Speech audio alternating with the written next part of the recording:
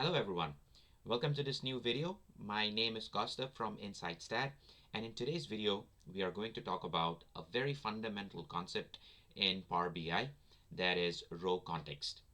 So what is row context? Row context is DAX's way of focusing on one row at a time when performing calculations. So imagine it's like using a magnifying glass to look at individual rows in a table, ignoring everything else unless you tell Power BI otherwise. So row context allows DAX to apply formulas row by row. For example, in our previous videos, we talked about coming up with full name column, something like this, remember? And we concatenated the first name and the last name. Now when we concatenated the first name and the last name, it did so row by row. Look at this, we had all row by row concatenations, right? So this is row context. Okay, now when and how do we know when DAX applies row context, or when um, DAX evaluates formulas row by row? So whenever we are talking about calculated columns are always applied row by row. For example, this was a calculated column. It will be applied row by row. Whenever there is a row by row formula application happens, it is an example of row context. Added to that, there are some functions which we are going to cover in our future video. These are called iterator functions. Iterator functions can be sumx, averagex, or filter. These are example of iterator functions. Iterator functions also use row context, right? So these functions explicitly loop through rows. Okay. Now, when do we know that DAX is not using row context, or there is no row context being used? Whenever we are using aggregations. For example, we are using average, or we are using sum, we are using min, we are using max. This is when we do not use row context. Also, whenever the filter context dominates. Now, what is a filter context? We will be coming up with another video on filter context right after this video. So stay tuned for that video as well, where we talk about what is filter context. But as of now, whenever a filter context dominates, there won't be any row context. Also, in time intelligence functions, we will talk about time intelligence functions like total YTD, MTD functions. These also do not use the row context, right? So row context helps us in evaluating formulas row by row when we are within the table, right? So this is the customer lookup table, and within the customer lookup table, we came up with the full name of a customer that was applied row by row. We came up with the age of the customer, that was where the formula was applied row by row. Now let's say we are in the sales lookup table, the sales data table. Now in this sales data table, I would want to bring in the product information as well. I want to bring in the product name as well.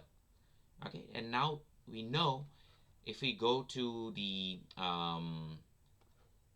model view, we know that the sales data table is related to the product lookup table using the product key. If you look at here, the product key is being highlighted here.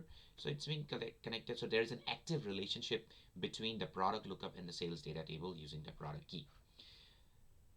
Now, my question is, how do we get the product name here? So if we go to new column, now this should also be a row by row operation. It will look at each row and whatever is the product key in each row, we should get the product name here. So if we come up with the column name is product name.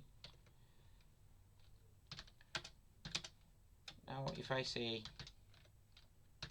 product, now I'm not able to call the product lookup table here. It's not recognizing the product lookup table here, right? Even though these two tables are related with each other, they have an active relationship, but I still cannot bring in the product lookup table. So how do I solve this problem?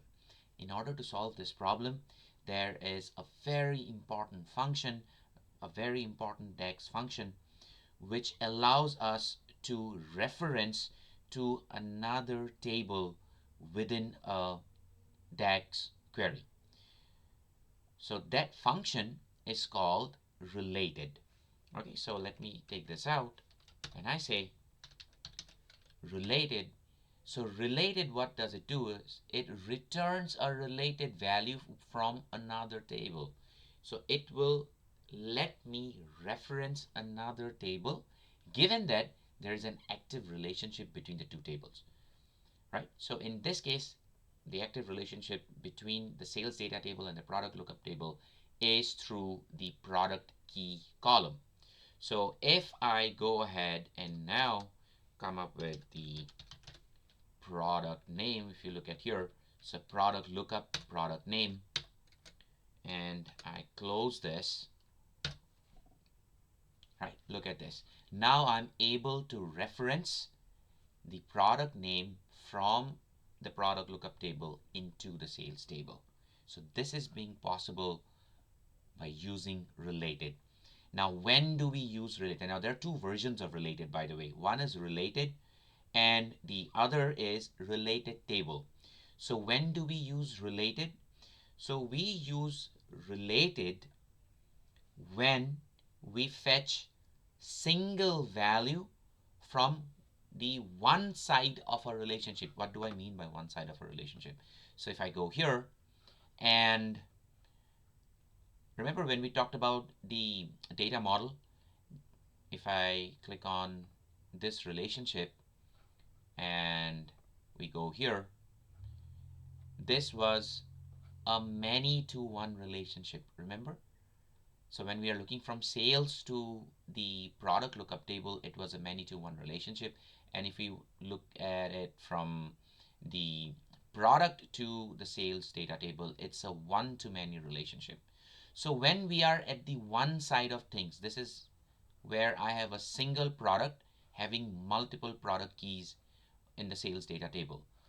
So when we are in the one side, where we have one product key, we will use related. Okay. When we are in the many side of things, that is in this case the sales data table, right, where we have multiple product keys, we will use related table. Okay. So related table fetches multiple rows from the many side of a relationship, right? So this is the difference between related and related table. But how did we come up with related? Related is always used in the context of row context, right? And we talked about what is row context. It is DAX's way of evaluating formulas row by row. Okay.